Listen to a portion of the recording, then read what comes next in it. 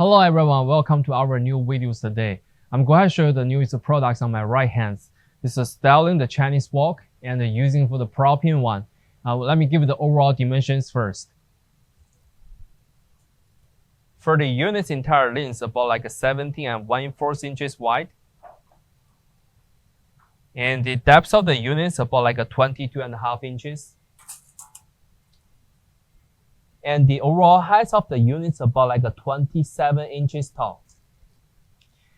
So for the units, we can see they do having controllers at the front. They come in with 3 of the fire adjusters.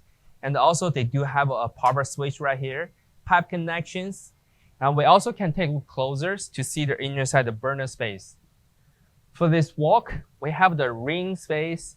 The inner dimensions, diameters, is about like 10 inches wide. And also we have a burner inside. And the overall, for these burners, it's almost about like 13 inches wide. When we remove it, we can see they have double rings with the fire hose on the pan. That will be the all demonstration information about the products. And if you do have more questions, feel free to contact with us. Thank you.